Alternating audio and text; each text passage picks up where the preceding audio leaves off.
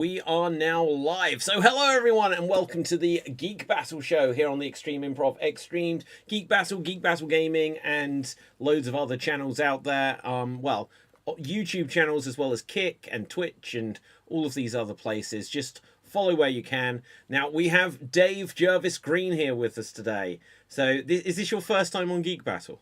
Very first time, and I can find there's only one geek here that I'm going to battle with. And what's going on? Where is everyone? Yeah, there we go. We'll see. Other people usually emerge, but I know at least Dave is the other Dave. We could have had a triple Dave threat, but he's not here. But we'll see if anyone else emerges presently. But as always, let's go to the intro.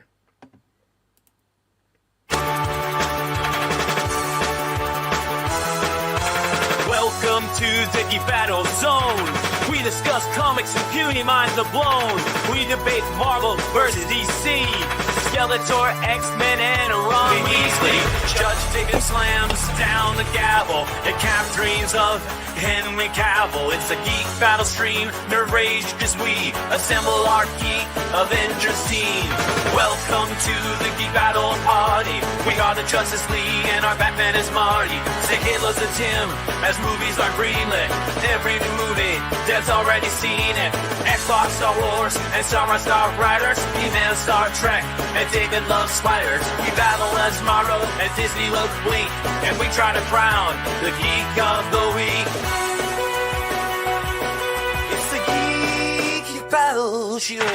Welcome to the Geek Battleground, where we use the Force and the One Ring is found. Cap is wrong about Resident Evil 6. Everyone watch out, cause oh shit is thick. Gerald and Tim and Diz will try to win at the Geek Battle quiz. David and Dave will confuse their crew as they dive in the TARDIS of Doctor Who.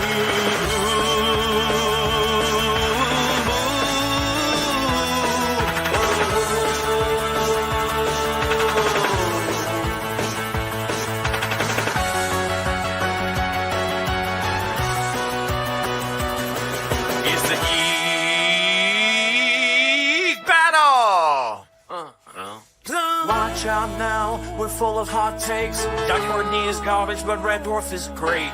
You love Sega, I love Nintendo. But in the Geek Battle, we are all friendos. Oh, it's a Geek Battle show. Oh, the Geek Battle show. It's a Teenage Mutant Ninja Geek Battle show.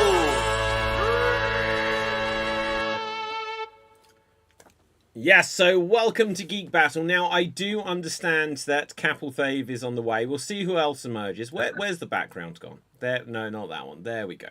So, we have entered the Matrix, and yeah, today there's a bunch of stuff going on in the world of geekness, but as always, the conversation will end up going where it goes. Apparently, James Cameron is working on a new Terminator movie. So, are you a fan of Titanic? Sorry. Oh, hang on a second. Just 1 second. There's a slight... James Cameron. I thought you were going to say Titanic. It was our new Titanic movie. Oh no, it's just one problem because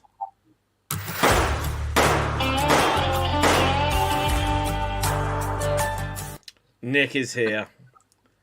Hello. Hello, Nick. How are you doing? Now, we haven't even actually... Well, Nick, you started... Sorry, Dave, I've skipped over you here because we've done Nick's introduction now. So, Nick, say hello to the people. Hello to the people. And do you have a random geek trivia fact for us, Nick? Yes. And I shared this. I shared this one last week, but I think it's good. It's still good. What? No. It's good. It's poignant, and Dave J hasn't heard it. So I didn't hear your fact of the week last week. No, I hadn't heard it. Never. All right. So my geek trick to the people. As you all know, Disney bought Fox. And Rocky Horror Picture Show is owned by Fox. Therefore, Frankenfurter is a Disney princess, according to... technically Frankenfurter would be a fucking queen. Well, an evil queen, I guess. Like, because Frankenfurter's a bad guy. Frankenfurter's a badass, but not as badass too. Okay, do you know what? as much as I'd love them to do that, the reason I don't think they will is if you remember the movie Enchanted, Disney wouldn't even make Amy Adams as Giselle an official Disney princess when they realised that it has her likeness, and so therefore they'd have to pay her forever. That doesn't matter. Frankenfurter's a Disney queen. Okay, all good. That is my argument, and I'm sticking with it. You do that, Nick. Now, joining us on I Geek will Battle. also do a time warp. God damn it! Excellent. Now, joining us on Geek Battle for the very first time, Dave Jervis Green. Say hello to the people. Hello, everyone. Yeah, first time on Geek Battle. Unbelievably so, seeing how long you've been doing the show for alongside all the other extreme stuff. So, yeah, I don't know how much of a geek I am in terms of some of the subjects that come up on here. And when I do watch the show, I'm sometimes going, huh? What are Dave? So am I promise you. Like, this was one of the things that, especially in the early days of Geek Battle, we'd end up discussing what counts as being a geek. And sometimes people would be like, well, I'm a music geek. And they'll be like, I'm really into... And it would just be, you could be a geek about anything. And I was like, no, guys. Batman, Gandalf, Doc Brown. That's what it means in this definition, generally speaking. Also, Frankenfurter, Harry Potter. Well, movies, video games, TV shows. You know, I'm not a comic book guy. You know, some other people are into comic books, but you know, everyone has their different thing. But yeah. So, Dave, do you have a geek trivia fact of the week for us? I didn't have anything prepared, but I'll go to one I think I had probably said on another show on stream, but a long time ago. It's probably one you already know. As soon as I say the names involved here, you'll probably go, oh, I know where you're going. So back in the 80s when I was a child, I watched a couple of various different things, but my favourite movie of all time is Ghostbusters. And obviously, I'm very fond of all the characters in there. I was also, as a child, very intrigued by this cartoon that suddenly appeared on children's afternoon television called The Real Ghostbusters. I was like, okay, this could be quite interesting. So watching that and hearing the character Pete Venkman being voiced by, I'm sure I've heard that voice before. So I looked at the credit, and it's a guy called Lorenzo Music, who I know also did the voice of Garfield the cat in the animations of them. Fast forward many, many years, when the Garfield film came out, and who's voicing Garfield but Bill Murray, who played Pete Venkman. Just a very unusual alignment of all the stars there. Yeah. Okay, so do you know the interesting thing about Bill Murray playing Garfield in that movie? I do not. Okay, so Cap, we'll catch up with you in just 1 second. We're just Dave Green just said about the fact that the guy who played Peter Venkman in the Real Ghostbusters cartoon was the same person that voiced Garfield. And then later when they made a Garfield movie, it was played by Bill Murray, who was obviously the original Peter Venkman. So when Bill Murray signed up to do the Garfield movie to voice Garfield, he saw it was directed by the Coen brothers. But they weren't the same Coen brothers as the famous Coen brothers. And that's the only reason he agreed to do it. And now, obviously, Bill Murray is an improviser. He has a very improvisational style. And he had to provide this voice. And so he then went in to do the voice, and they had already shot the movie. And he's like, wait. So Bill Murray was like, I can't read this. And he said, let's see what you've got, and let me work out what I can say around it. Oh, no. The thing was, he signed up for a 2-picture deal. So when he came back for the sequel, they did the exact same thing again. And that's why Bill Murray stopped being Garfield. Although I did enjoy the second one because John Cleese was doing his thing. What is his thing? I do have being overall eccentric and not a Jim Carrey, but still, eccentric fella doing all that stuff. So I really enjoyed it. Yeah. Okay, now, Capelthave, say hello to the people. Hail from the... Fuck. Oh, I pressed the wrong one. That wasn't the intro. That freaked me out. I just looked away from the screen for one moment, and suddenly that came up on my screen.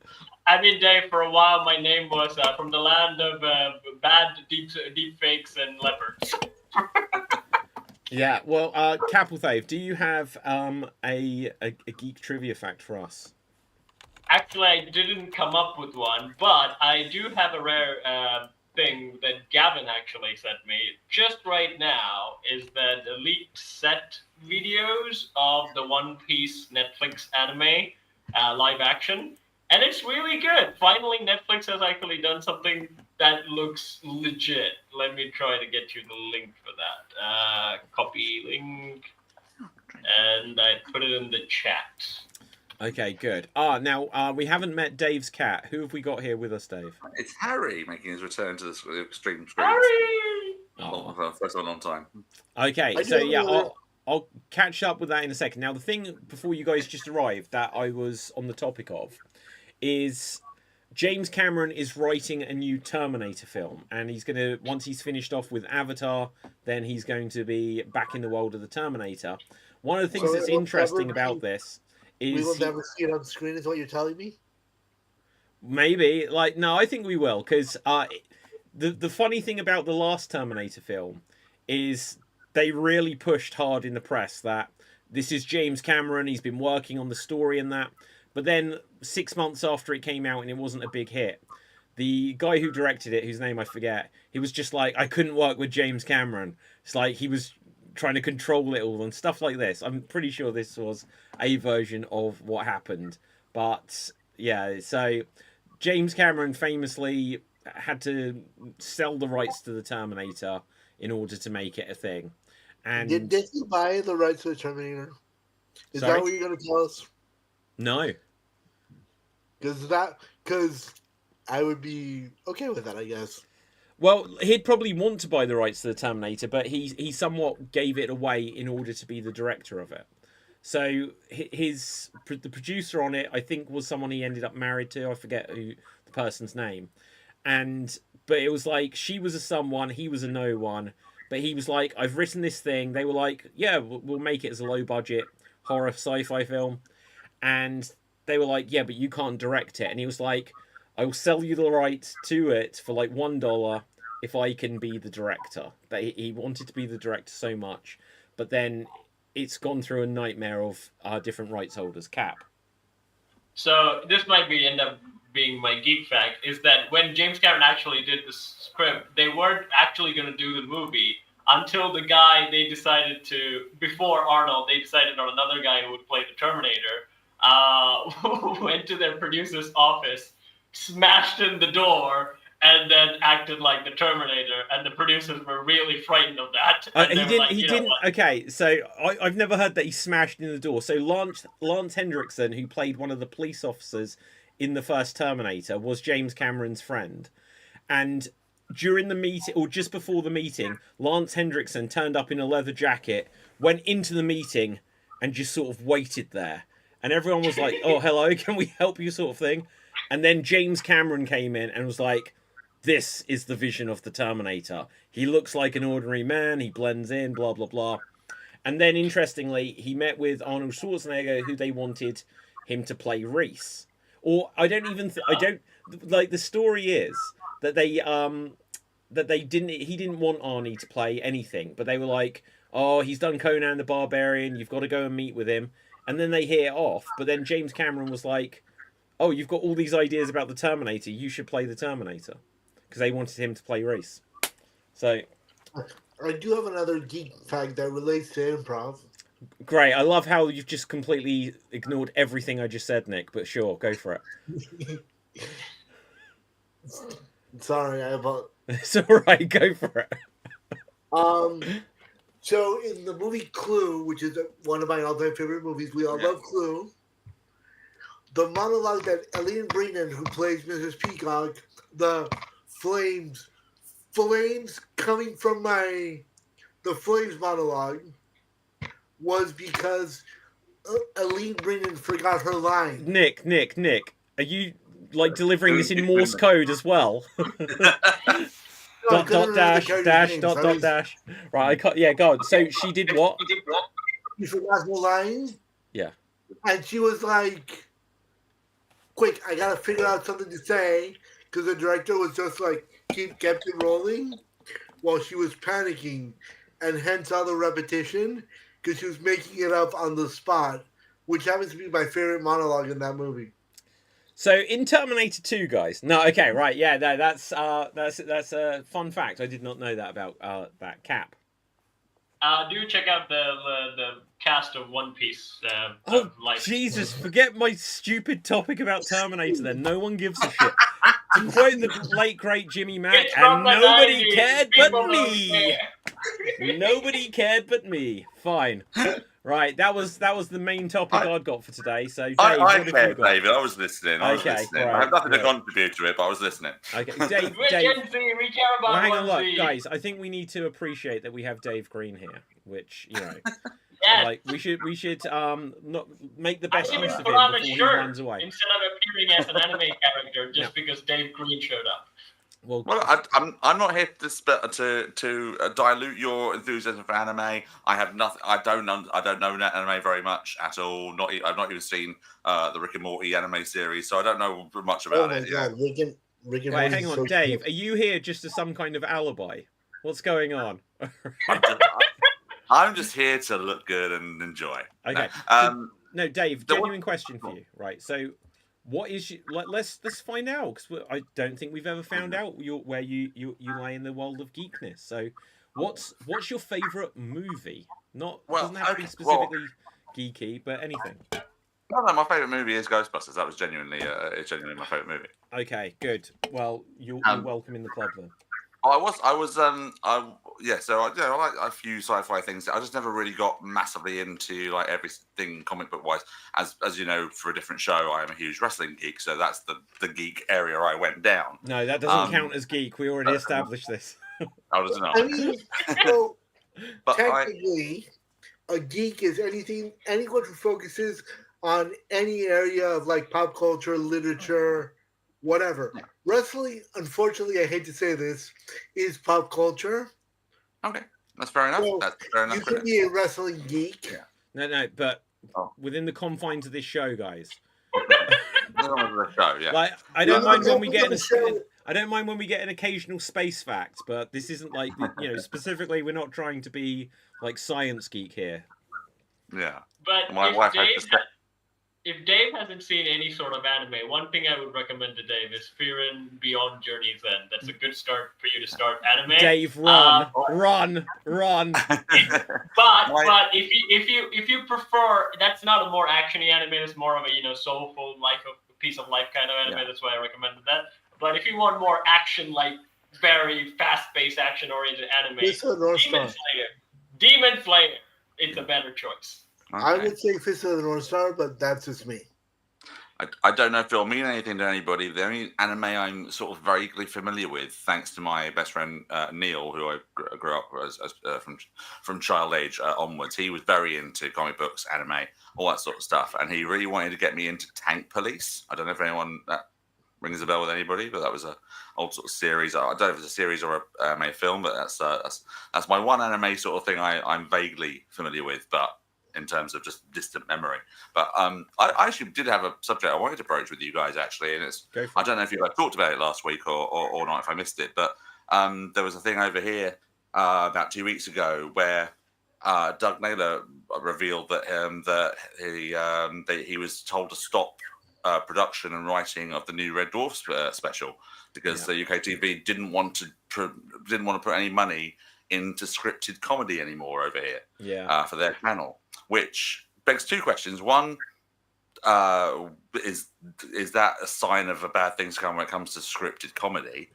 And Yes. two, is there a chance that this could be picked up by another channel? I think that's what Doug Naylor said, is that this idea could be picked up by another channel. But I don't know if it was a case of just being really, really over budget, because I don't know if anyone's seen the idea of what the story was going to be about it, but apparently it was going to be the character of Lister meeting his younger self and breaking him out of stasis, which was the whole initial start, as we know, of the initial episode of him being put into stasis and obviously finding everyone's dead, and then Everyone's and dead, that would Dave.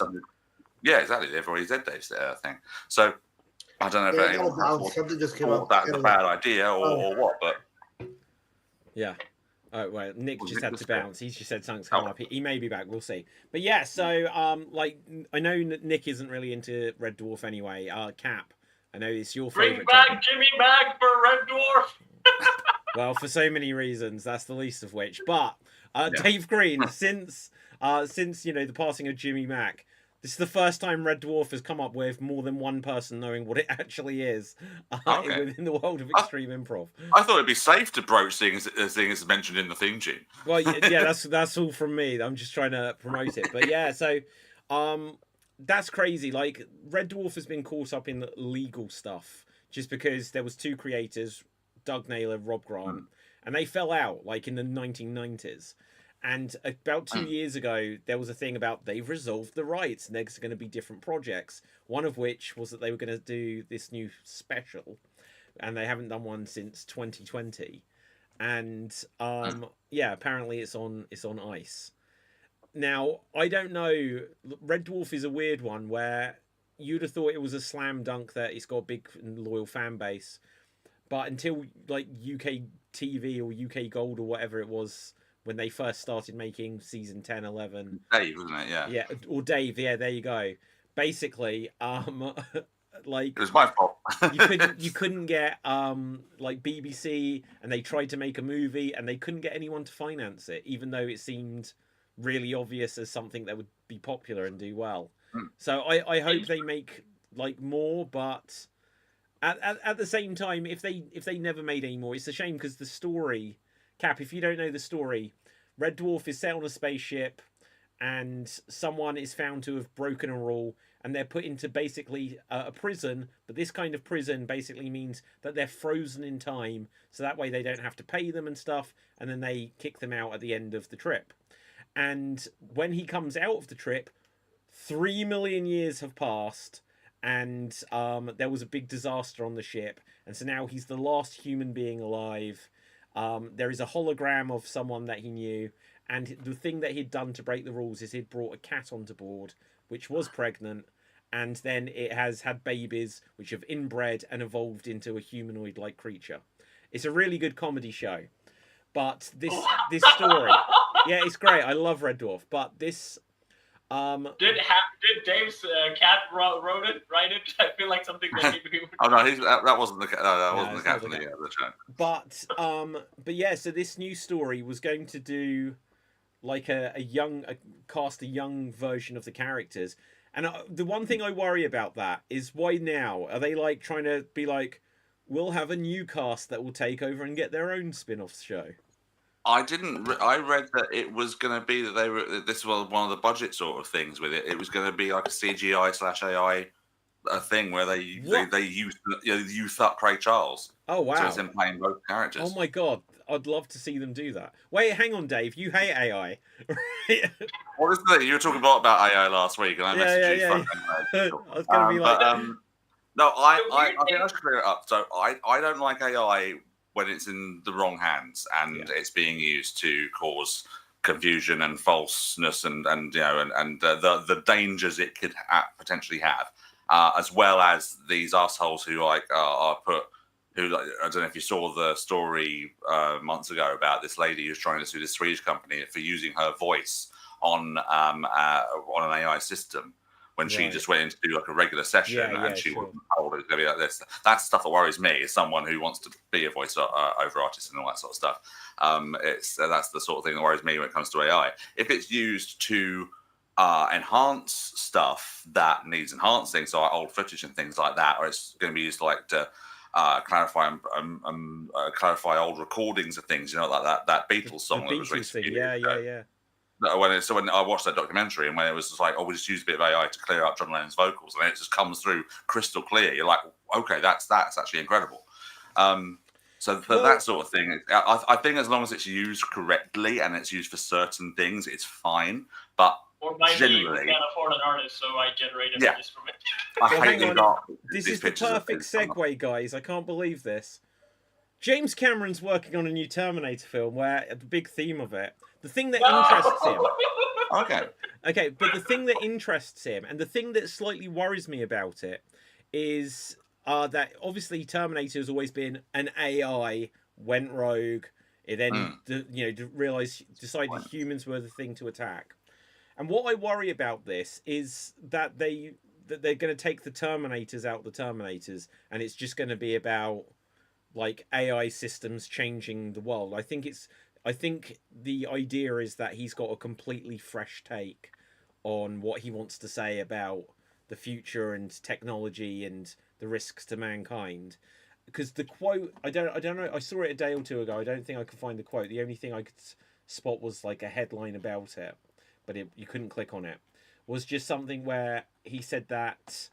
Okay, so let's just quickly bring it up here. He says, "I've been unable to get started on that very far because I don't know what to say that won't be overtaken by real events. We're living in science fiction age right now."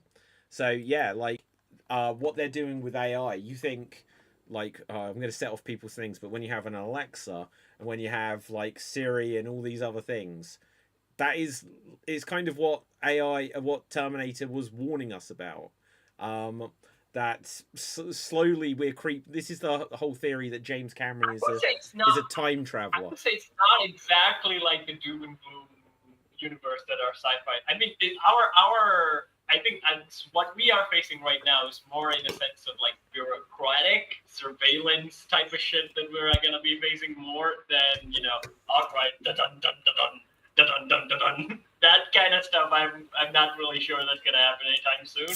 And I think currently AI is kind of stagnated with like a lot of companies investing in it, but so far their progress has been very slow. After ChatGPT 5 came out, and it's not even better. Their progress has been astronomically fast. No, with ChatGPT 5, they've actually hit a benchmark where it's not as better as ChatGPT 4, and it didn't really branch out that much. And large language models in general is not really capable of crossing that benchmark. But it doesn't mean that AI research altogether is dumped in the bin. What the thing is, like, the widespread of AI where all the companies are trying to use AI to integrate system and things, that's gonna be not very ideal because the language models can't really press forward after a while. But there are more other research where AI actually corrects itself and things like that, more general intelligence towards that.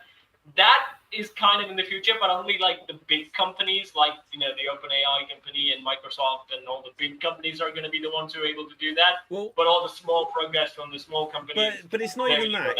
It's not even that. So it's like, how do we go from the leap of having like computers that you can speak to and have an answer and have a conversation with you, to them actually making robots? But the thing is, we've got so many devices. And they're literally, like last year, they were showing off all the progress they're making with walking robots. Have you seen those videos of robots playing football? And it's like, all they need to do... You've seen the movie I, Robot. Have you seen I, Robot, Dave, with Will Smith? Oh, God, not for a long time. Well, but the point is... So at first, all it needs to be is like... Just like we have these Roombas that are going around as the vacuum cleaners. All it needs is that something's like, well, we're just going to use these at first... just to trip people over, they're going to be targeted at it. And it's like, oh, well, we just tripped on the Roomba. Oh, that's becoming a little bit of an epidemic. And before we know it, then the self-driving cars and all of this will just be targeting people. I'm telling you, this is where it begins, guys. But that is what I think the plot of a new Terminator film is going to be. And it worries me just because... Did either of you see the movie Wrong Turn? No. Oh, my God. It was a horror film. Is it the one that they take a wrong turn to a castle and they're besieged by a weird... So it was Eliza Dushku who was in... she was in True Lies. She played Arnold Schwarzenegger's daughter, but she was also... She was Faith in Buffy and Angel and that kind of stuff, right? I think Faith was the character's name. But it's a film where she's driving down a road... Or no, sorry, a different guy is driving down a road. He gets distracted and he crashes into a car. And he's driven down because he's taking a shortcut. And then the people he's bumped into, there's a few of them, they're strangers, but now both of their cars are somewhat out of commission. And before you know it, they suddenly discover that wherever they are in the United States, there's like mountain men, cannibals and stuff in the area. And they're all kind of like mutated, very Hills Have Eyes kind of thing. And it was actually quite a good film. It was a good film, like a survival film, how they're hiding in the woods and that they, how they're trying to overcome these mountain men, as it were. And then they made lots of direct-to-video sequels that all sucked. As far as I think I only watched the second. I might have seen a bit of the third, and I was just like, these are trash, cash-in follow-ups. But then about 5 years ago, the same person that made the original was like, I'm making a reboot. And instead it was about, like, a cult of people who are, like political and satanic and stuff. It might be. I don't know. Is that the one I saw? Is that the one I saw with the castle and everything? Oh, I can't remember. I mean, it's not impossible. It could be, but it was still in the woods. But instead of it being mountain men, it was just sort of like some weird, like Illuminati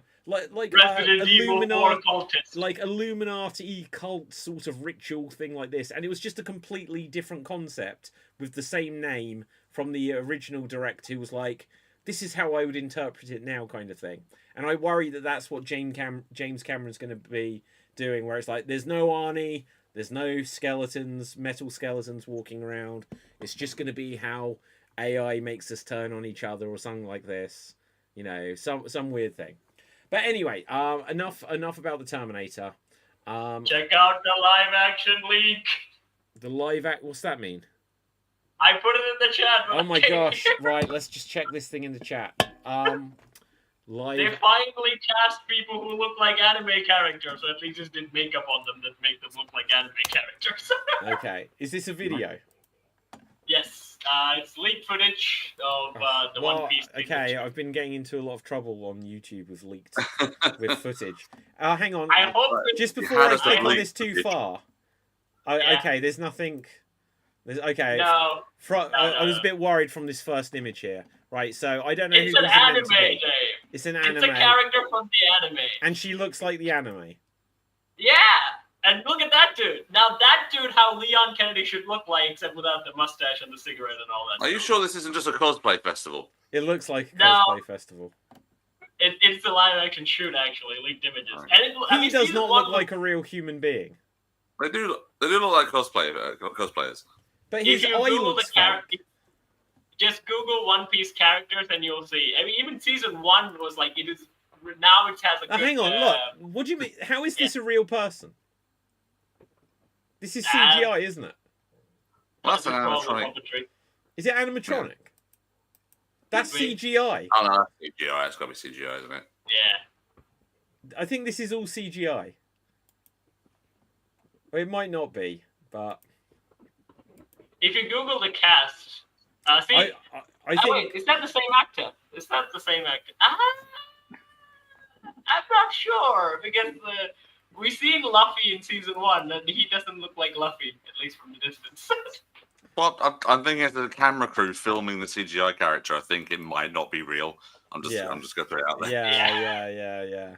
But David, you can Google like One Piece season 1, and then you can see like if that same kid is same as Luffy, then it is real, and otherwise it's not real. It's that it's an anime festival. Well, so look, this is, I guess, the live action person from before, right? Yep. Yeah, there we go. Right, excellent. Now, good guys. I'm glad we got that out of our system. Phew.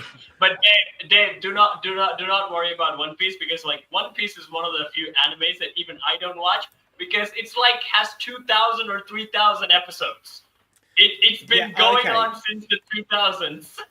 Okay, I remember when I guess this was a year or 2 years ago, when this was about a thing. And I was like, I don't know anything about this. How could I get into it? And we had this conversation where it's like, there are 2,000 episodes. This is the jumping in point. But yeah. Okay. Jumping in point of a 2,000 episode series. But Netflix actually nailed this one, because like they tried to do other like Cowboy Bebop. They tried to adapt it. That was a massive failure. They didn't really do a good adaptation. And they kind of did a lot of stinkers, and then One Piece came out, and everyone was like really surprised how accurate it was to the anime. And then also Airbender has some good rep to it as well, being a good live action adaptation. Yeah. Now I'm just going to bring up the force field, and I think I'm going to have to bring up the full force field, because let's see if I've got a medium force field. In fact, is this a medium? Nah, it's too gentle. Like, Wait, are you gonna do One Piece? no.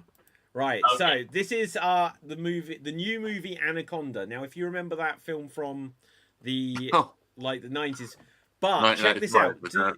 A film I loved the just- concept of, but didn't actually enjoy at all, was a Jack Black movie called Be Kind Rewind.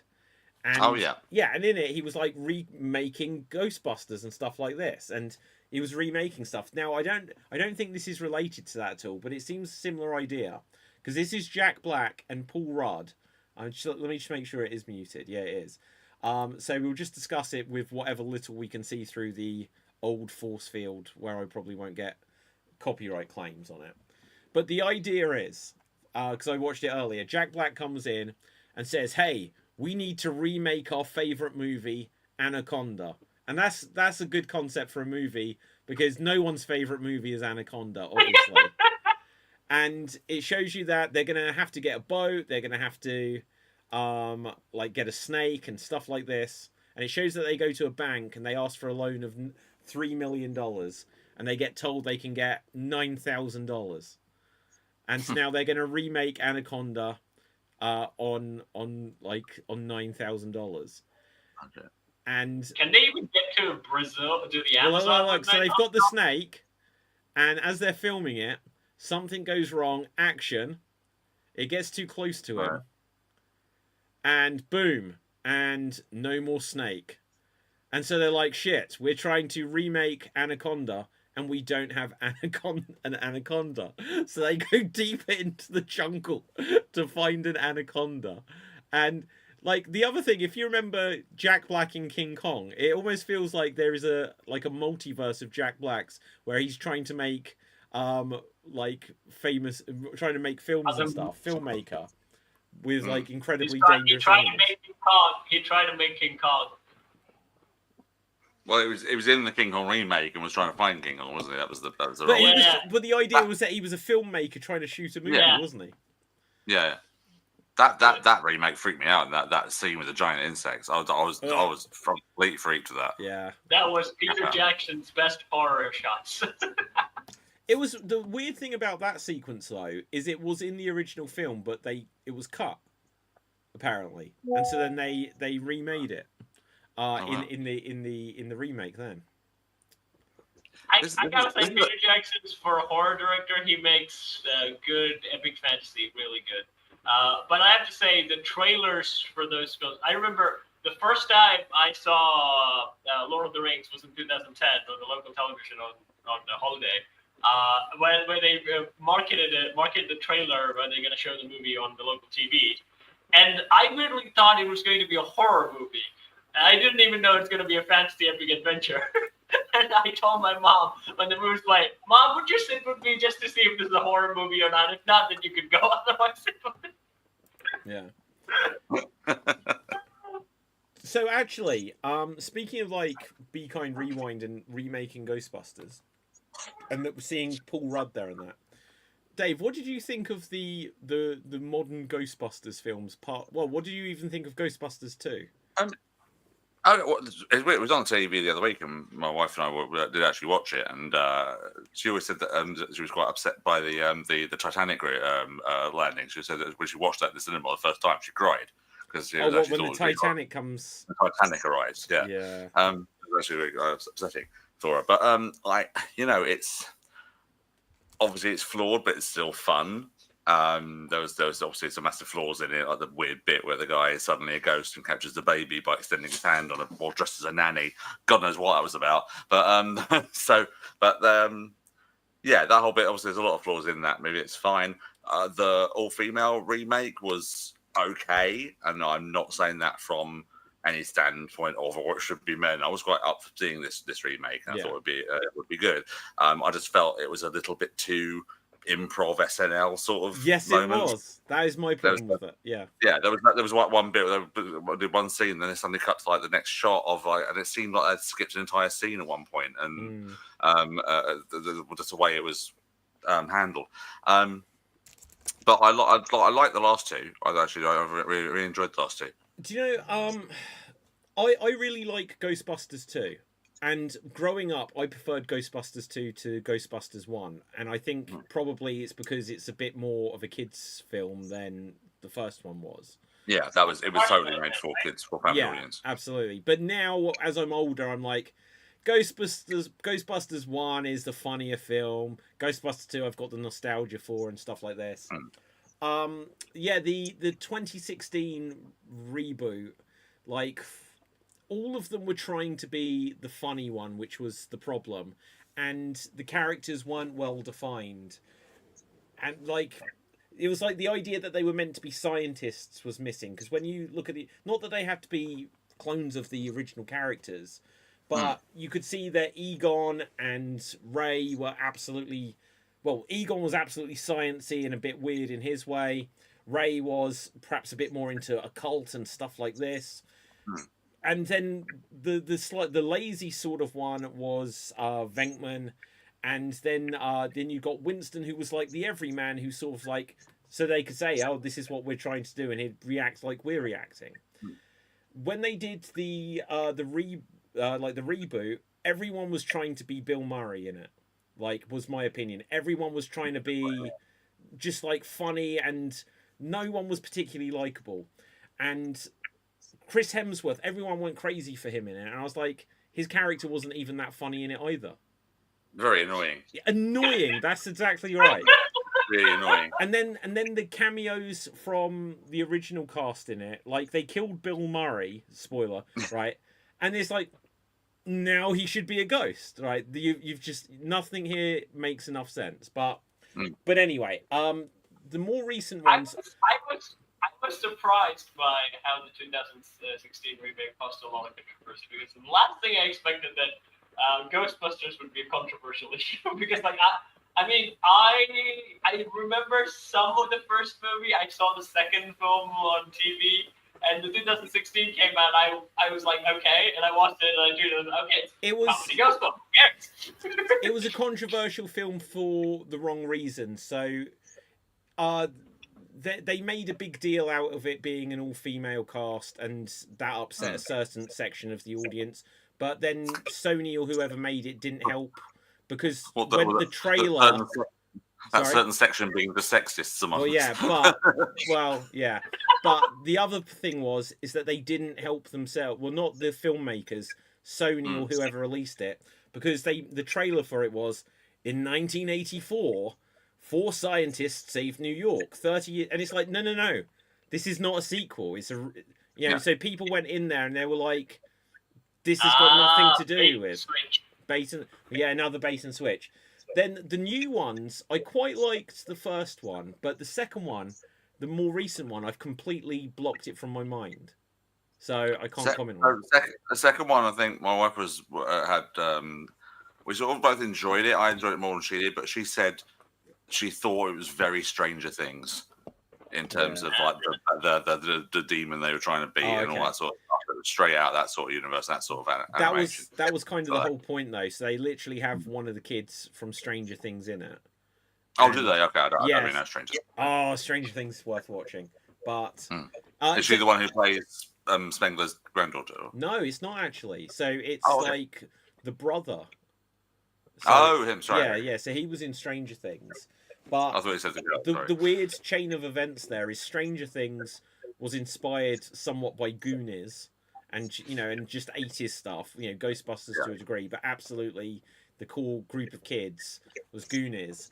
Then when they came back to Ghostbusters, they were like, we're gonna make this somewhat Stranger Things, which was Goonies. And so it's just all a very incestuous circle there, basically. I think it was just that sort of thing was that even with Zool, it was still with the original, it was like that, and even with that character coming back in the first remake, it was that there was still sort of like a cartoonish aspect to that sort of character and that bits and pieces. Whereas this demon in the last one was that Stranger Things sort of horrifying sort of thing, especially when earlier on they'd had that quite cute ghost that was chomping through things, all that sort of stuff. I might be mixing up the two movies. I'm not sure, but there was sort of they definitely had the Muncher one in Afterlife or whatever it was called. Is that the most recent one, or is that that was the previous one? I think what was it called, Frozen Empire or something. But yeah, I'm getting mixed up. I mean, I miss monsters like Zool because they were so memeable. Zool, motherfucker, Zool. well, no, they brought back Zool in Afterlife. Afterlife, yeah. Yeah. The thing I didn't like about Afterlife, and this is why I need to watch the more recent one again, because I have literally forgotten I've seen it like a year ago. I've completely forgotten it. I've got in my memory that the original Ghostbusters are in it more. But what I didn't like in Afterlife is that when Venkman, Winston, and Stans turn up, there's just like right at the very end, and they then weirdly had Sigourney Weaver for a post-credit scene. And it was like, why was one of Bill Murray's 2 scenes a post-credit scene? Why is Sigourney Weaver only in a post-credit scene? And then they had a second post-credit scene with Winston where he's like, I'm going to buy and restart because I'm successful now. And a big problem so many films have is that they'll do some other thing which isn't quite, it might be all right, but it isn't quite what people want. And then at the end, they'll be like, but next time we'll give you what you want. And it's like so many films now, so expensive to make these movies that so often they don't get to deliver because it's like, well, if you'd done what we'd wanted the first time, instead of just trying to think, well, I'll give you something else, something a bit experimental, but we'll promise next time we'll give you what you want. It's like, well, if you'd given us what we wanted the first time, then it would have done well enough at the box office that you could have then made the second one. But because I don't think the most recent Ghostbusters film did that well. I'll check out what it did. It's got a similar sort of thing with the originals that sort of come back towards the end as well, as in their outfits as well. But as you say, they are more in there. I'll tell you what, the biggest shock of the most recent Ghostbusters was James Acaster. He was just popped up as an actor in the film. I'm like, how the hell did you get this role on here? Who's that? That was amazing. James Acaster, like the British stand-up comedian. James Acaster was in that movie as like one of the scientists. He's the one who gets his arm injured by the power source in that they're trying to contain in the thing. Oh, He's in there. okay. Yeah. I'm like, what are you doing in there? I recognise him, and again, I recognise him probably from panel shows and stuff. Yeah. But this is who you're talking. So I literally don't remember that he's there. I did not remember. Dev, say hello to the people. Hello to the people. Excellent. Do you have a geek trivia fact for us? Geek trivia fact is the 2017 Fantastic Four. The actor that played Doctor Doom was a Guy Ritchie mainstay actor, where he played the junkie in Rock and Roller. I haven't seen Rock and Roller. No, I don't know Rock and Roller. Rock and Roller is really star-studded because it has Leonidas, Bane, and Knuckles from the Sonic movie. Okay.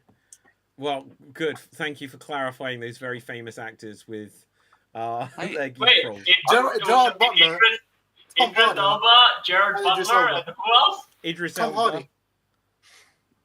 Yeah. Tom Hardy. Who else? Hey, I've got a slightly close to home fact for the Sonic movies. Yeah, go for it. The live actors on set have to work when they're talking to the various characters like Sonic and Knuckles and Tails and all that sort of stuff. They're on the actual set. They have to work with puppets, and the puppeteer for Tails in at least the second and third Sonic movies is Xstreamed Improv alumni Katie Tranter. No way! I did not know that. So she is the puppeteer of Tails. She basically played Tails on set with Jim Carrey. That's really cool. That is really cool. I did not know that. We'll have to get her on the show as well. Tell us all about it. Dev would lose his mind. Okay, so where were we up to? Oh yeah, so Ghostbusters Frozen Empire. It cost 100 million to make. Its box office is 202 million, which means it made no money basically. So unfortunate. Hey, hang on. I mean, to be fair, It cost 100 million to make, and it made 202 million. Yeah. I think it did well. No, because that's the production budget. It's not marketing. So the general rule, you never find out what the marketing budget for any project is, but they always announce the production budget. And so the general rule for these big movies is that the marketing budget is equal to the production budget, and so that means that it broke even, if that. Like, but this is where I always think that these studios and things are short-sighted, because they could look back and think, oh well, Ghostbusters was a big deal in 1984, I think, and then the sequel in 1989. And for the next 20 years, people were like, "Oh, give us a Ghostbusters film." And so eventually they did, and then they could be like, "Huh, that didn't do as well as we'd expect." And it's maybe that Ghostbusters isn't something, and then it's like, oh, 5 years later they try again. Maybe the first one did all right, and the second one didn't do so well. But what I think they always miss is that they always want something to get a huge amount of money straight away. But it's like, yeah, but if Ghostbusters consistently can make you money for decades, then it's a different kind of thing. And it's like how we've said... And it can stay relevant. And it can stay relevant, because I will tell you, like, Ghostbusters is not relevant to my generation at all. Wow, okay. But like how we've said about things like Doctor Who, it's like every time they put it on hiatus, it's like, well, you do realise that it's got a fan base which have kept it going through huge absences across 60 years. So even if it doesn't do huge ratings now, these episodes will be able to continue to be monetized forever. So they may as well keep making them. Also, it's quite unfair in the grand scale of things. I'm not saying this directly to you, but I'm just saying, obviously, the cinema nowadays is such a different experience to what it was then. So, Ghostbusters originals and the two original ones would have made tons of the box office. But now you can see something on a streaming site like a month after it's been out in the cinema, so people generally tend to wait for that anyway. The cost of a cinema these days is much bigger than it was back then. So it's whenever we sort of hear that, like, oh, what a movie made, it's sort of relevancy based a lot of that on that. Yeah, sorry, relevancy is also quite hard because we have so much content now. So if it's not in your memory, it can easily fade away. And you're like, oh, is that thing back? I'm too focused on this thing right now. And again, people don't have a lot of time to focus on certain things. So you gotta stay in their field, otherwise you just lose it. Yeah.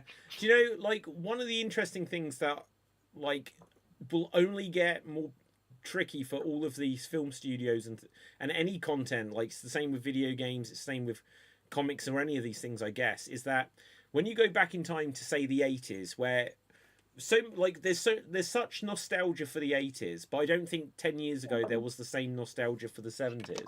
I think kind of what has happened is that the 80s was really where you, like, from the very end of the 70s, you suddenly got Star Wars, you suddenly got Superman, the movies, and the technology allowed them to make these things which, even though they look dated, they do hold up to a degree. And they hold up in a way that things from the 70s don't. The storytelling suddenly became a lot more about, oh, you've got to make a tie-in toy line and stuff like this. And so the things that were created in the 80s have lasted a lot longer.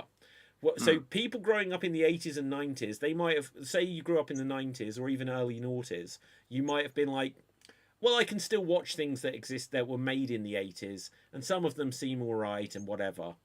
But now, like, kids today, they can watch things that were made in the 80s that still hold up. Because if they're making new Star Wars, they have to keep old Star Wars somewhat relevant. The 80s, the 90s, the 2000s, the 2010s. And it's just like, at a certain point, you could say there is enough old stuff to watch where you could just keep recycling it and you never need to actually ever make anything new again. But in the 90s, if you say that the beginning of this era was the 80s, and obviously stuff existed before, but if you say the beginning of this era of that kind of content was the 80s, you only had the 80s, and some of it was good, and some of it was bad, so you don't want to replay that. So you're like, well, from the 80s, you've only got, you know, a couple of dozen really great things. But then if the 90s gave you a couple of dozen great things, and the hang on, Cap, and the noughties do, I know you're trying to say, but let me just finish my point. But it's just like, at a certain point, none of the, you won't need new stuff, because it's like, well, you've got all of the comic books that existed from the 30s onwards of Superman, so why do you actually need to make new ones? Of course they're going to, but you kind of don't need to, because there is more than anyone could now read in their lifetime. Cap. Okay, so the thing is, people don't watch much old stuff anymore because there are no reruns. That was the thing in the past of the television era, where I was a kid growing up in the 2000s, were able to watch very older stuff that would not have been able to do for today's kids, because today's kids get updated. There's no Saturday morning cartoon shows where the new episodes are being filmed, so they put up reruns of the old shows. That's not a thing anymore. So either they have new content or they just make garbage new content to push it to watch to you. And the other thing, I think TV and movies in general kind of faded out of the cultural relevancy, because recently YouTube has become the number one streaming platform that people used to watch on TV now. They stream YouTube on TV. And the other stuff that they mostly care about is video games. And these two are being the two juggernauts right now, is that the relevancy of the media is kind of fading away. But even the thing that you brought up, Dave, is that I always think this, like, so the early 90s where the 80s hasn't died yet. and the 2000s where the 90s hasn't died yet. And they just kept kind of rehashing the same things. They just incorporated new technologies into the stories. Yeah. But I would say 2000 probably 15 or probably like 16 onwards, they kind of really didn't do any rehash, or they kind of didn't move the story plot line. They kind of started doing different kind of things they tried to flare out, but it wasn't really that good, and it didn't really catch on.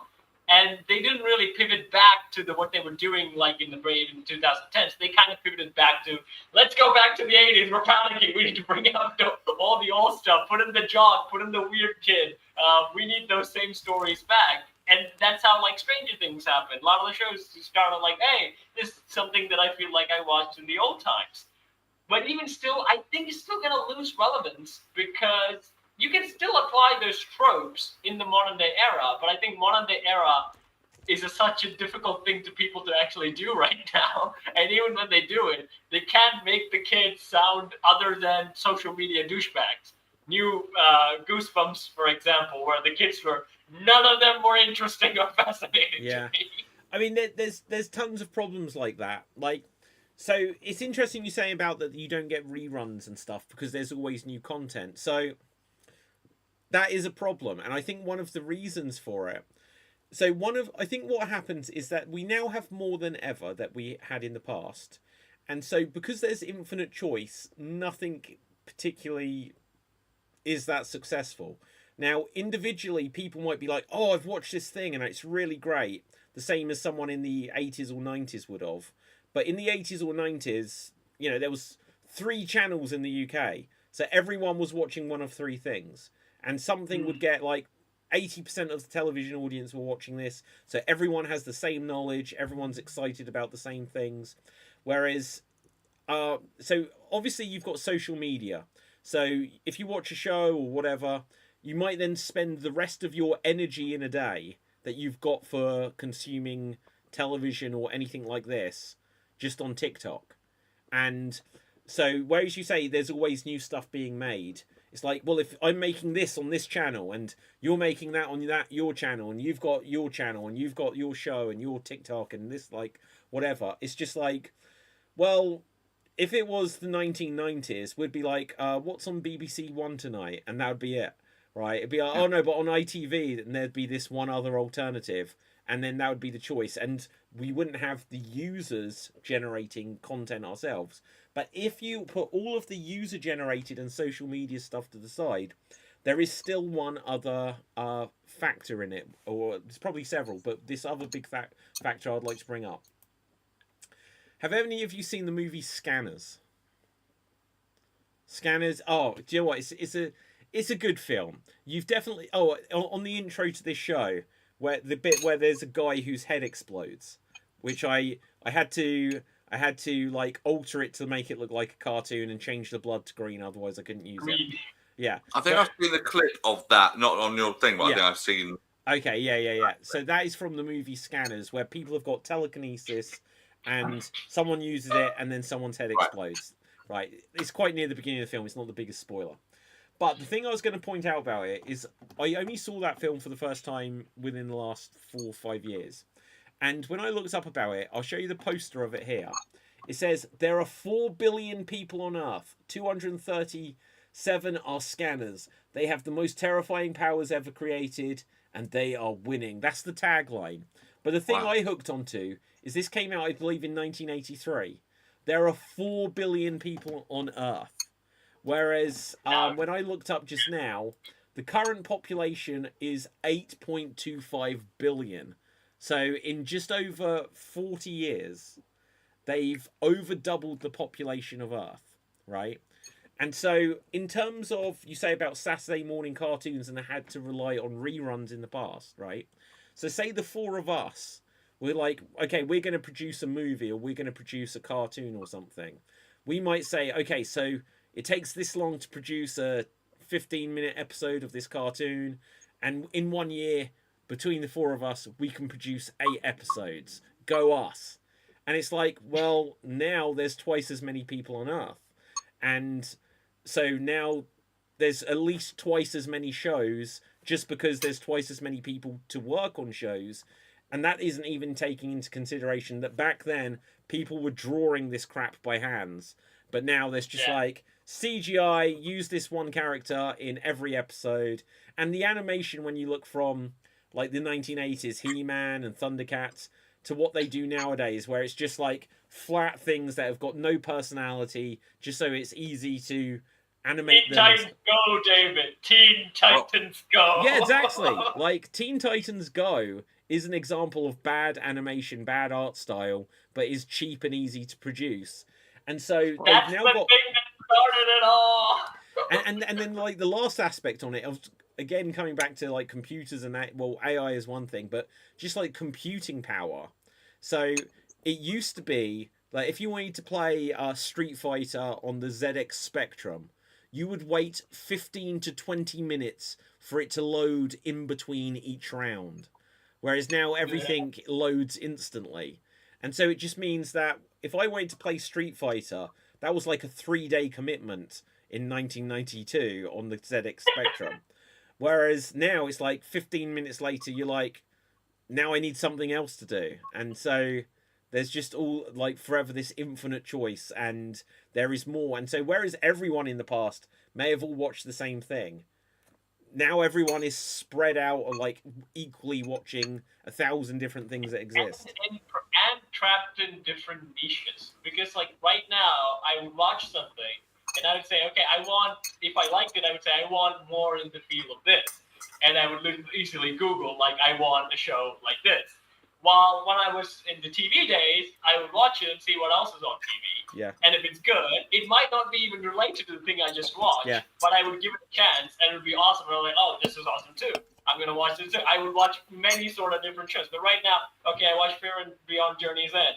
What's a show more like Fear and Beyond Journey's End? Well, there's 10 shows, and there's a single like the that. thing okay, is, I I'll don't watch even them. like, you don't even have to Google what's a show like this anymore. If you go on Netflix or on YouTube or any of these things, like recently I've been watching the Friday the 13th movies, and so I looked up something about one of them, about the making of it on YouTube, and for the last 3 weeks solid, every single day I'm getting recommendations about Friday the 13th, 2, 3, and 4. Which one had the best mask?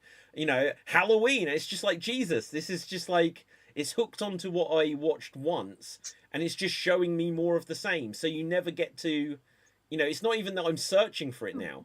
It's just giving me more of the same, always. And even in the influencer media, David. So even in the influencer media, so one person would do something. Let's say he does a sketch show on YouTube, like back in 2010. He would say, "Okay, I'm going to do some serious short film, guys, and I'm going to put them on YouTube and see what you say." Audience would be like, "Yeah, we will watch it. Like, we like this creator. We want to see what he does with like in this different genre." But right now, YouTube will hate you because you are a sketch creator. Why did you turn into a horror creator? We didn't ask for you to do this. We will not recommend your videos. Oh yeah, do you know, I hate that aspect too, because I can't help that I cannot just focus on one thing. Like, so everything always brings me back to improv. But it's like, oh, like I wanted to do like some video gaming stuff, and if I wanted to do like the horror stories that I've done and stuff like this, it's like you have to separate everything onto different channels, because otherwise the different things all fail. They all fail. But it's kind of hard as well, because like so my recent example is that my channel got traction with Lion King sketches. So whenever I do Lion King, it works out. It gets at least to over 2,000 views. But then I try to do a new thing, and then bam, nothing. just like only like 400 of my audience cared enough to actually even check out what I did with this new thing, and only 24 people actually liked it, and only a few people commented. And YouTube is like, nah, we don't care, just to keep doing Lion King sketches. Yeah, do you know, it was weird, because on TikTok, probably about 3 years ago now, I was doing like just shorts about geek theories and stuff. And every time I'd speak about Doctor Who, I'd be like, oh my god, this got 25,000 views. And I'll be like, I've got this great Marvel theory for you guys. And it'd be like 160 views. I'll be like, what happened? It's like, it's the same channel.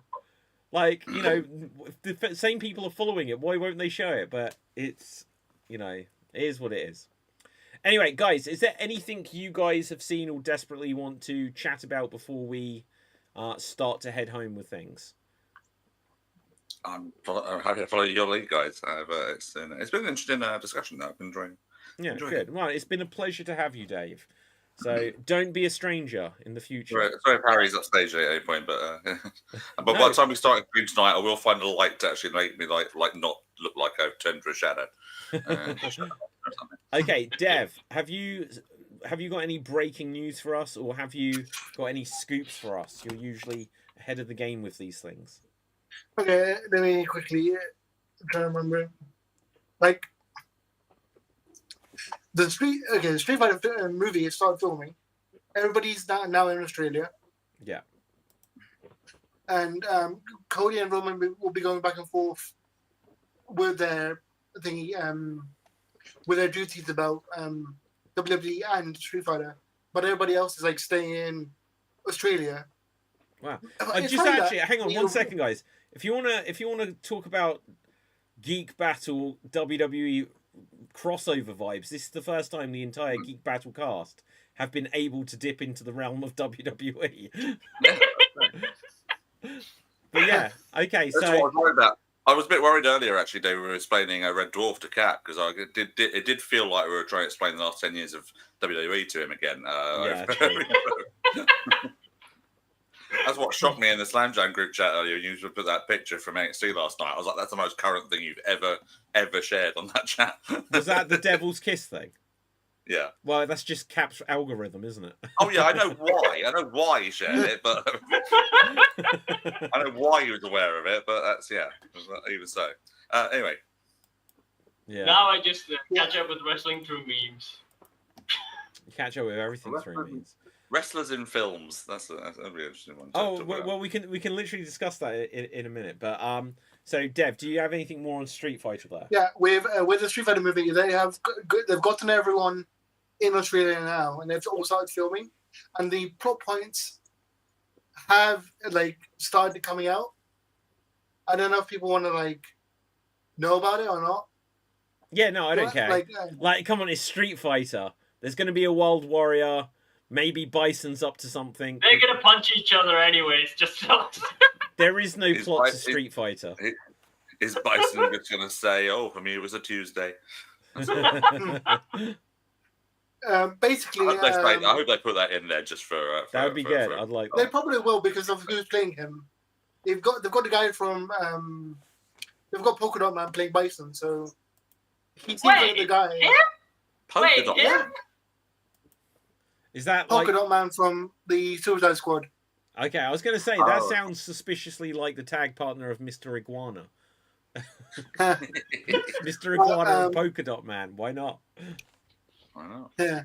So basically, Chun-Li is the one that's going to be recruiting every one of the fighters to the tournament and thinking about it. And recently, 50 Cent just posted what he's going to look like as Balrog on his social media. Have you guys seen it? No, I have not. No. It should be on his Instagram if you can pull it up, David. 50. Yeah, because I'm always on 50 Cents Instagram, obviously. Right. That's a strange thing. Pull up onto the screen. You can. No, I know. I'm trying to look for it. So That's a strange thing back in the old days of like when Street Fighter 2 first came out, and Bison, Balrog, and Vega all had their names were all with different characters. So like I think Balrog was Bison and Bison was Vega and Vega was yes. Balrog in the old original edition of the game. Do you know why that was, though, Dave? I have no idea. Mike Tyson. So basically, of course it was. Because of Mike Tyson, like, gonna perhaps be a legal threat. M. Bison, Mike Tyson. Right. They were like, let's just swap them. Yeah. Wait, what? So 50 Cent. Yes. I'm on 50 Cent's Instagram. You'll have to point out to me which one of these relates to Balrog. Is that him? Jesus, that is good makeup. Right. No, but is it on his stories, David? You should have. Hold on. Oh, that's it there, wasn't it? Was it this? Wasn't that? It's the. Go back up. Go back up. Up. It was in the green and the white shorts, wasn't it? Is that it? Green shorts there? No. No, it's the one next to it. This. It's the one next to it. Yeah. Yeah, no, like they've got his hair looks right, so yeah, good for him. Oh yeah. That's what he's going to look like as. Jesus, that's going to give me an epileptic fit watching that.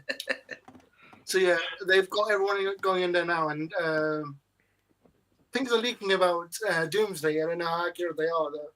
In Avengers. The MCU, yeah. So yeah, with Chris Evans being jacked in it again. It's going to be what? No, there's been photos of Chris Evans being his Captain America. Yeah, being like haircut. He's like he's going to the gym again, so he looks huge. Yeah, the gym. The gym. Yeah, the Marvel gym with the Super Soldier Serum. The Marvel Super Soldier Serum. Okay, so what have you heard about Doomsday, the plot or whatever? Okay, so Doomsday is apparently a version of Captain America has called ends up being the reason that Doom's family dies. That's why he wants to travel the multiverse and kill the Captain Americas. This sounds like the plot slightly different of Jet Li's The One. Yeah, I knew it was gonna bring that up. Yeah. So if you haven't seen it, that obviously Sliders. Dave, did you ever watch Sliders? No. Let me down. Right, okay, so Sliders is obviously like the GOAT of multiverse stories. But Jet Li's The One. Now, Sliders was a TV show, check it out. Right, but Jet Li's The One was where if you go from one dimension to another and you like kill the other version of yourself there, all of the other versions of you will get slightly stronger as the energy of that being, is then spread across the remaining versions. And so there's a bad guy version of Jet Li who's going across from multiverse to multiverse and killing all of the other Jet Lis until there is just two of him left. And like the one who doesn't know what's going on is like, I've been feeling a lot stronger recently. What's this? Sliders. That looks like it could be Sliders. But yeah, that is the best multiverse concept ever for the first two seasons. And after that, it went to dog shit because they just made it very low budget. But every idea is that they'd go to a parallel dimension and there was a different concept about what could be different about this world. And it's brilliant. It's genuinely so good. But so this Jet Li is like, it's like, I don't know why I've been feeling so much stronger recently. And then the bad one turns up and he's like, I need to kill you so that I am the only one. And then they have a battle across the multiverse. It's great. But yeah, okay, so let's very quickly, before we begin to wrap things up here, wrestlers in movies. We can, whatever angle you want to approach this from. Dave, you can give the first thought. Well, I think we'll start with the recent one with John Cena, just because it's one of those things. I can't remember if we'd ever talked about it, but it's a terrible movie called Ricky Stenicki. I never watched I don't know it. if you watched it. I love that movie. It was stupid. No, what I was going to say, Dev, it is stupid. Unfortunately, not in a funny, stupid way. In certain parts, there was some parts of it are terrible, and it has one of the laziest lead performances I've ever seen in any acting ever by your man Zac Efron, who was in it. He was literally just taking a payday. You could tell the contempt he had for this script in his performance. He was so lazy. The very opposite, though, of John Cena, who put every single bit of energy and charisma he could into this role, and he's actually very watchable in the movie. He saves the movie. I think he does that to every movie, Dave. Like, none of the movies that are in are actually good, but he's like, hey, I have to try. Here's the interesting thing. I have not even seen The Marine. I wanted to. No, I'm not. I have the only John Cena films I have seen, one of which is Argyle, and he's basically not in it, so I wouldn't even count it as a John Cena movie. And then The Suicide Squad, which I hate with a passion. I don't think I have watched any other John Cena movie all the way through, or even as much as a reasonable amount of clips of it. I enjoyed the one he did with Jackie Chan. You want Jackie Chan? Yeah, he made one with Jackie Chan, and then he made a lot of like Bodyguard of X type movies.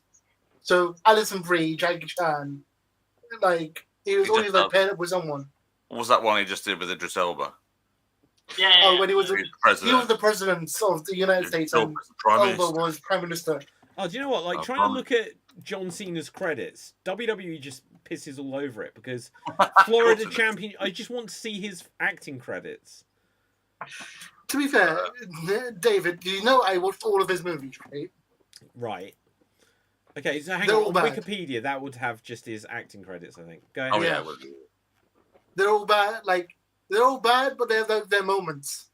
Okay, Deb.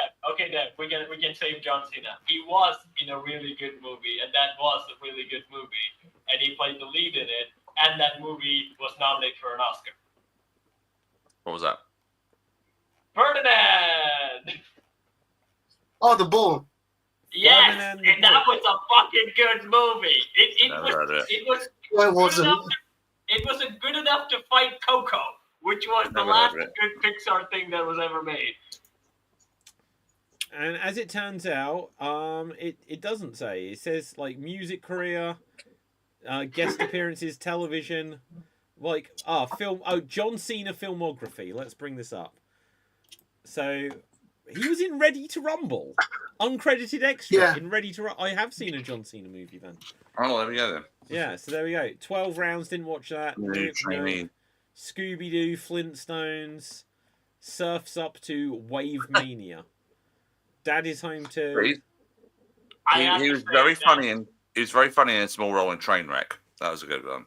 Okay, I don't know that one at all. I have to say I am a John Cena fan, but like Surfs Up 2 was such a fucking disappointment. Surfs Up 1 was so good.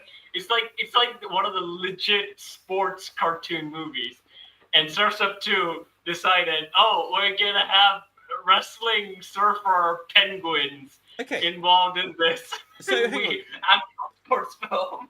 So in the Fast and Furious, isn't he meant to be Vin Diesel's brother? Yes, he is. But aren't they completely different ethnicities?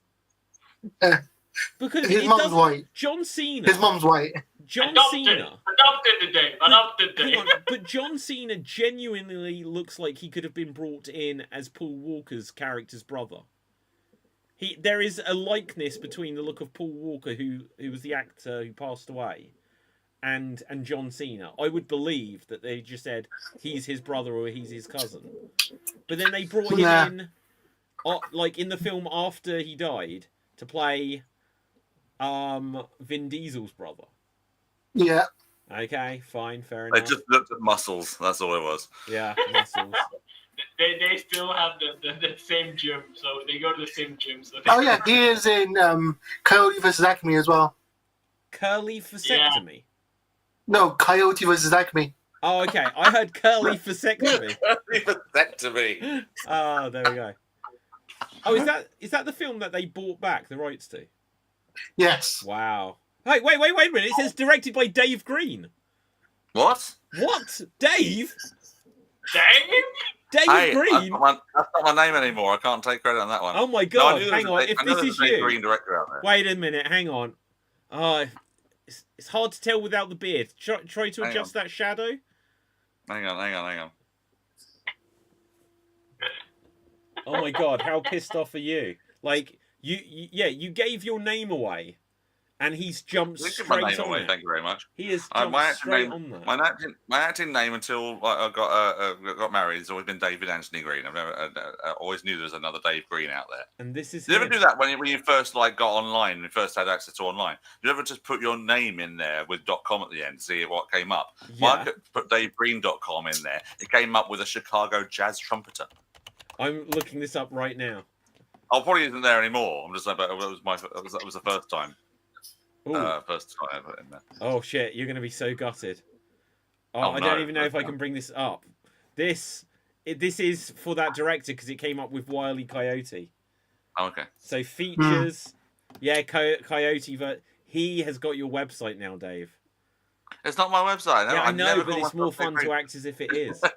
Right. Speaking of weird directors, I watched. Okay, so what I did this weekend was I watched every Guy Ritchie movie Why? out of boredom. And Sorry, just what I did this weekend. I wasn't expecting you to say I watched every Guy Ritchie movie. so out of boredom, and there's one outlier that doesn't make sense to me. Aladdin. Yeah. Hey? Yep. He made all Yep. these edgy, grungy British gangster movies, Yeah. and then suddenly it's Aladdin. Well, he directed And Aladdin. you get- What, the Will Yeah. Smith one? Yes. Wow. And you have, What? and everyone has the same Yeah. surprise when they learn it's a Guy Ritchie movie. Everyone goes, huh? Wait, so did you start with Lock, Stock, and Two Smoking Barrels? Yeah, I did all of them in order. Then Snatch? Yes. Wait, hang on. Wait. Oh no, I saw Swept Away. I thought that was going to be Flushed Away. That was Flushed Away, the Aardman one, wasn't it? Right, okay. Yeah. Well, that is random in the middle. There. Wow, I did not know that. Oh, but he did Sherlock. He did the Sherlock. Yeah, so... 1 and 2. Sherlock 1 and 2. Yeah, so you could see from there how they could... No, David. The Sherlock movie, it has the same dialogue structures of Snatch. You can Yeah. tell it's a fucking Guy Ritchie film. Aladdin, you're like, what the heck? Wow. Yeah. Okay, so... The dialogue in Sherlock is similar to every other movie he does.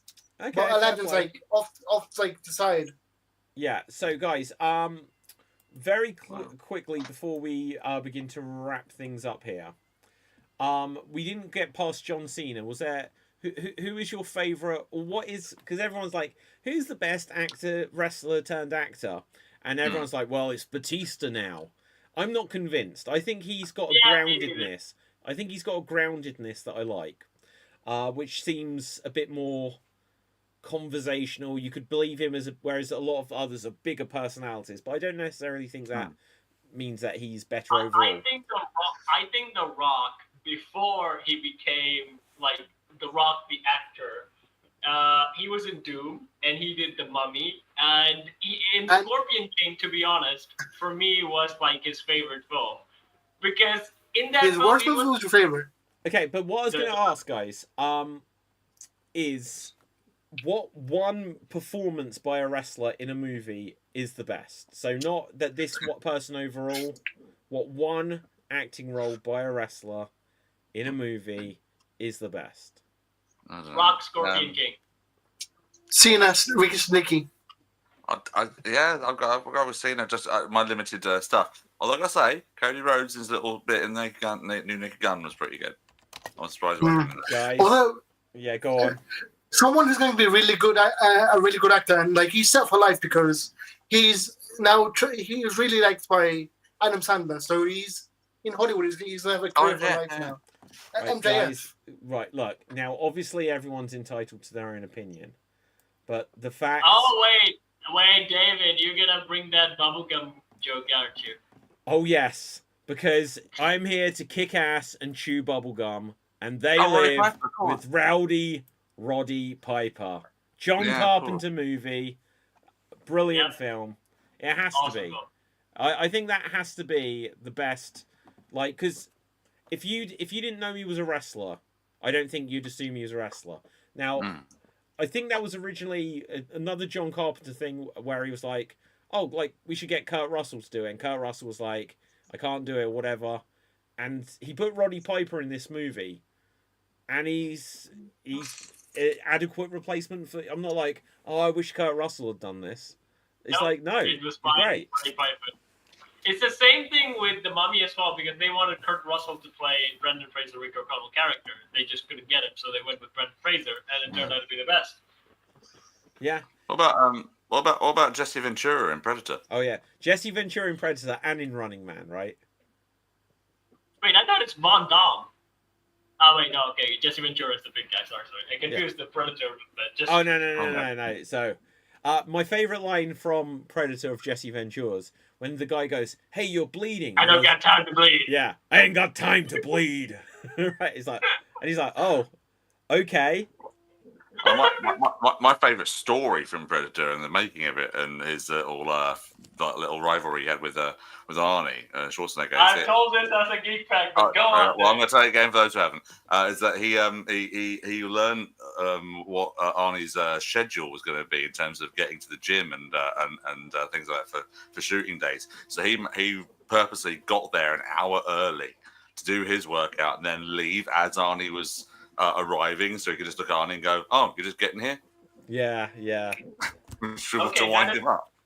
That is not the story I told Dave. So the story I told was, so apparently, because they had done a lot of fittings, right, when they're doing Oh yes, the movie, I know this one. and someone told Jesse that his biceps were bigger than Arnie's, and they did the best Right. of it. Yes. And Jesse went around saying that I got the biggest bicep and you're Mr. Olympia. And then on one day said Arnold called him out for it, and they measure it, and obviously Arnold was a lot bigger. The reason for this is Arnold actually told the people who took the measurements to lie to Jesse Ventura to tell him that he has bigger biceps than me, so he'd be upped up by it, so he can humiliate him on set. That's probably why it was. They wanted to get one up on each other all the time. Yeah, like Jesse Ventura had a few acting roles. Like I feel like there's some things that I need to just look up that I've probably just never seen. Acting career. So these are the acting roles of Jesse the Body Ventura: Predator, Running Man, Thunderground. Oh my God, is he the lead in it? It looks like it, doesn't it? Right. Is he No Holds Barred? Sorry. Oh, he's in No Holds Barred as himself. Okay. No, Demolition Man. I think he's just got like quite a small role in that, but yeah, Demolition Man. He's one of the guys that like one of the underground. he gets guys. resurrected. Right. Yeah, one of the ones that get resurrected from the okay. prison. Batman and Robin. Wow. Wait, what did he? Wait, was he Bane? No. Prison God. No, the guy who played Bane was a WCW drummer. Right, but the interesting thing is by 1997, you can just imagine Ventura was like, "Hey Arnold, what are you working on?" You know, it's just like desperate for that. "Oh, I can get you a small role as an Arkham Asylum guard." You know. This is the fun fact about the guy who played Bane in that one, Cap, is that he was a bit of a job guy and things like that. But his biggest role was in 1995, I want to say, in a big match. It was Randy Savage and Hulk Hogan versus 10 other men, including likes of Ric Flair, Arn Anderson, Lex Luger, people like that. They're all this thing. And there was also a couple in there, guys, from this stable called the Dungeon of Doom. And one of them was the guy that played Bane. And his character name in this was The Ultimate Solution, which was changed when they originally wanted to call him The Final Solution. Right, not good. Someone said to them, we can't call him that. Yeah. For obvious reasons. Yeah. Let's call him Ultimate Solution. No. What? We're not saying it on the No stream. Yeah. I'll tell you off air. No stream. Okay, very quickly, since you mentioned the Dungeon of Doom, what was the best Hulk Hogan movie? Because it has to be Suburban Commando, right? Suburban Commando, yes. Yes, say, yeah. definitely. And that Whichever one had the line where he makes the guy shit himself Like- Dookie. Oh, I don't like that sucks line. now. I don't like that line. I love that line considering there is a Japanese wrestler in Japan called Dookie. So Wow. that's what makes me laugh. But what I loved was that the Undertaker was in that movie as well, and this was before he was the Undertaker, and obviously, that's probably like Hogan was like, "Get this guy in, brother," sort of thing. Yeah, he's like, But I just discovered love this guy. Like, no, you didn't. when there's all this fighting, and then he just goes, "You're a dead man, Ramsey." He's like, "No wonder you guys never talk." I love that moment from that film. But I'm surprised that Undertaker. I mean, like, I'm surprised that WWE hasn't made movies with the concept of the Undertaker. I know they did like. Well, kinda they like did Brady Kane. Yeah, they did. I know yeah, that you're one. right. yeah. Why didn't they do some stuff with the Undertaker? Like, Because the let's Kane talk was about- shit so bad, they never touched it again. No, they did a Good point. sequel. They did a sequel to See No Sequel, Evil. yeah. Bullshit. What? Really? Yeah. Very good too. Jacob Goodnight, even though they killed him in the first film, See No back. Evil 2. Jacob Goodnight. Look. They did a direct sequel, but it didn't come out. Let's have a look. So the first one, I forget what year it was, but the second one was 2014. But I think there was a good few years in between. So 2006 and then 2014.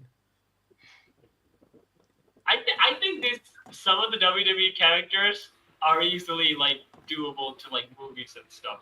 You can make a movie with the Boogeyman. These are like fun, not like big movies. You can make like kids kind of fun horror stuff with them. I think it's doable. I tell you what, after Undertaker's last match, where it was like the Boneyard match with AJ Styles, I was just like, Undertaker needs to be in movies. I said at the time, I said like, this felt like a Clint Eastwood revenge film. I was like, that's what Undertaker should do, and I genuinely think. Well, I don't know. Like, I'm not digging this white Sting goatee. Oh my god, right that was terrible. That's terrible. Yeah, like he should make at least one film as just like the old timer, like Clint Eastwood in like Gran Torino or whatever, where he's just like this grizzled, like, I'm gonna clean up this town once and for all and then get killed at the end kind of thing. Here's an interesting question for you, David. Yeah. Would you like a Crow movie with Sting? Do you know what? I don't really know the Crow that well. Probably not. Because Well, Sting is Sting just too old You've now. been Sting the copy of Crow? He is a copy of Crow. I think it was Scott Hall that said like, "Hey, I've seen this movie. You should dress like it," and the rest is history. Yeah, I Well, saw you this know the movie weird 3 thing? years ago. Yeah. I only became aware of the WWC Sting of like when he did the joint promotion with the Undertaker DVD came out along with Sting's career DVD. That's when I realized, oh, Sting was like that. And I think, oh, this is cool. And he looks like Casey Jones with a baseball bat. It's gonna be like cool. And I googled. He's gonna have an awesome theme song to him. And I have to say, Sting's theme song sucks. Sting's theme song sucks. Yeah. I think You he's don't talking mean his about Man Called WCW Sting. one. Yeah, when he did for the Crow The one. guy from I don't- Police. No, okay. Sting's WCW Crow David, theme is one of the best themes. He's not talking about Man Called Sting, I'm sure. No, I don't mean that, but like the. Do you remember when they just before they brought Sting in to WWE, they like announced that he was going to be in the video game, Yeah. and they had that orchestra like playing with the violins and that. That should have been his theme. I was like, this is the best version of that theme I've ever heard. And then No, his this one, WWE I'm theme not talking about the sucked. violin one. I'm talking about just drums going and then just like yeah, and I was like, no rock and roll, goth music, cool heavy metal, anything. Well, no, that was the thing. That was what suited the character at that point. It was. Yeah, he was like the Phantom of the Opera thing. Yeah. Yeah, if you watch the Starcade '97, I mean, even the it had to be Undertaker's Phantom like thing is more cooler. It's, But- Yeah. Kat, because you like Batman so much, you would have loved TNA's Joker Sting. ooh, Yeah. I should check Like, that out. Sting spent about 5 years. I can think of like the Joker in TNA. It wasn't there 5 years, but it was doing that for a little bit, or just after that film had come out. Yeah, he was doing Joker Sting for a bit. Yeah, it was quite fun for a little bit, and then he thankfully Yeah. stopped. So yeah, he knew when to stop. Yeah, Thank you okay. very Are much. you still like? Yeah, Okay, just before. No, go ahead, guys. Go ahead. I was going to say, with MJF, he's going to have a very, very, very, very good career in Hollywood because right now he's filming Violent Night 2. Which one? Violent Night 2. Violent. David Violent. Harbour. Okay, I wonder what Yeah, it is. yeah. The Santa The- Claus Ghost action movie. John Wick Santa Claus movie with David Harbour. Oh, First one okay. was good. Yeah, Yeah. No. So I the would thing say- I just want to I would quickly. say. Yeah, go. Go on, Just a David. quick note. I think my favorite of the John Wick's off franchises had to be Sisu. I think Zisu's a much more grittier, and I really enjoyed that one. Okay, go on, David. Yeah, what I was going to say is that I wanted to pick up on Cap that you said that when you saw Sting, and were like, "Oh, he's based on Casey Jones," without picking up that Casey Jones is a rip-off of Jason Voorhees. Nah, I didn't know that. You don't know? Wait, but you've seen the Friday the 13th, right? Yeah. Well, look, did you not see the connection between that they'd got the guy in the hockey mask? As like, But Casey is a cool dude, while Jason is a mindless guy who just goes, Casey's like a cool rock punk guy who beats up criminals with a baseball bat. Yeah, I'm with you, Kat. Casey over Jason. what? Yay! Well, they should do this spin-off somewhere. Speaking of Friday the 13th, Jason Voorhees and stuff, like horror movies and such, have you guys seen how they're promoting Freakier Friday 2? Freakier Friday. Oh, wait. Freakier Friday 2? They're doing a sequel to that? Sorry, Freaky Friday 2. Yeah. Oh. Freakier Friday. Oh, wait. Okay, so, no, I've not. What was that film with, was it Seth Rogen in, where it was, like, based on Friday the 13th and Freaky Friday in one? Does anyone remember that film?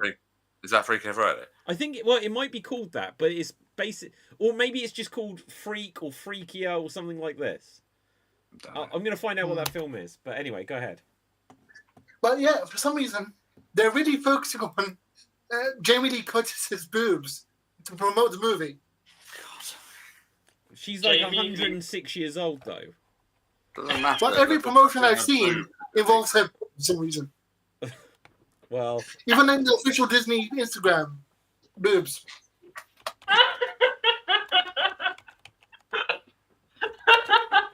Actually, quite pathetic, isn't it? This is really Yeah. pathetic. okay, so let me just. God. I am going to I'm have to. Google David. Right, I am going to have to. Was it called Freaks? No, this isn't it. I can't remember the name I'll of the go actor. back. I thought for a moment you were Oh, looking for here the- it is. It's called Freaky. It's called Freaky. It's a 2020 film. Oh, And right, yeah. It's so who is he? Oh, Vince Vaughn, not Seth Rogen, right? Vince Vaughn and this Catherine Newton. I don't know who she is, to be honest, right? They swap bodies. He was a serial killer, Oh, so it's okay. like Freaky Friday the 13th is basically the idea of the film. I've seen the trailer, yeah. I genuinely Okay. enjoyed this film. It can't decide if it's a comedy or a horror, but it's worth watching. Can I just say, I was about to criticise the fact that that poster there has the actors' names on over the wrong actor, but now you said they're swapped around. I understand it now. Okay, Yeah. that's actually quite a well conceived version of it. But as one of my pet peeves in movie things, when they have the wrong name in front of the wrong actor, Why? very annoying. Why though, Dave? Because it's really annoying if you don't know who some people are. But do you know they're going why they out do there. that? So Because they don't think. No. So if this is an example of it, but if it was, the idea would be Vince Vaughn has top billing, and she has second billing, but she appears first. It's a kind of way of balancing. It's like if you get like I forget what films, but like Face Off or things as an example might do this. Say you got John Travolta and Nick Cage. It would be like looking at the screen here, it'd be like John Travolta, Nick Cage. It's like, well, John Travolta's name is to the left, but Nick Cage's is higher. So it's meant to be, well, do you read his name first or his name first? And it's just, they often do this not to give top billing to one person or another. Oh, the top billing bit is fine, but it's when you literally got like a picture. If you had a picture of Nick Cage and it said Vince Vaughn, Yeah. it, No, I get it, because if you don't know who they are, now it's confusing. And then when you're on Who Wants to Be a Millionaire, and you're like, who played this role? You're like, that is Nick Cage, and it's like, brrr. Anyway. I've got to bounce quickly, guys. I'll see you on Xstreamed at 9. And likewise, guys. I need to wrap this up. So, Cap, give us your final thought, and we will wrap things here. So, when you guys talk about like British television, like stuff, I would say, internationally speaking, like the only British television that I know of is like Blackadder, Mr. Bean, and The Thin Blue Line, and then was that the Young Dracula or something like that? And then some Merlin and some sort of fantasy show. But lately, this is like when I was a kid, but lately, all the stuff from like England game shows or reality TV. So what happened? Well, that's what I was trying to say earlier with the no funding going into scripted comedy earlier. But these things are terrible. Apparently for Cat, they only ever put funding into Rowan Atkinson previously. So reality TV is the cheapest thing to produce. Yeah. Right. See you soon, Dave. Pleasure. Yeah. Right. We're going to have to wrap things there. So, Dev, where can the people find you? They can find me on TikTok and Twitch under the name FUUDAT. And my geek recommendation for this week is Nobody 2, the sequel to the Bob Odenkirk John Wick ripoff. Yep. Okay, Cap. So I gave the Nobody 2 a shot, but I got bored. Sorry. I got bored. Yeah, you get bored of everything I send you. No, I love the Dragon Ball Umbrage. That's like you shot up like way up there. Like only I kind of lost faith in you when you did the Cody Rhodes anime. That one I lost faith, but like you gained all your privileges back with like Umbrage. My recommendation is check out what is that anime? Bungo Stray Dog. I already said it, but I'm gonna say it again because David still hasn't watched it yet. Go check that out. But if you want more Halloweeny stuff, and again, I'm going to say this to David, and Deb probably seen it, Martin Mystery. It's the perfect season. Go watch Martin Mystery. It's a spooky version of Totally Spies. Yeah. And you can check me out on Swan Deeds, Wrestling at Ends, and Throw Myself in the Bucket, and I work with Puppet. There's like a Disney story about the Harrisons out, and there's also Lion King sketches out. Go watch whatever you wish. And yeah, you can see me here on your shows. Okay, fantastic. Now, what I'm going to be watching is this, apparently. So, with this, there you go. Right, my name is David Psadsky. You find me on Facebook, Instagram, and Twitter at David Psadsky. More importantly, follow everything Geek Battle Gaming, and some other channels that I've got, Extreme Improv, etc. Now, let's have a quick look here. There was one other thing I would say. No, that's fine. Right, so, audience, do check out Extreme Improv in a few minutes. My geeky recommendation for this week is go see The Conjuring, the new one, because I'm going to be seeing it hopefully this weekend myself, and I don't want to be the only one that's seen it. So, until next time, stay safe, always stay extremed, live long and prosper. May the force be with you. Nanu, nanu, and boom, we're off the air.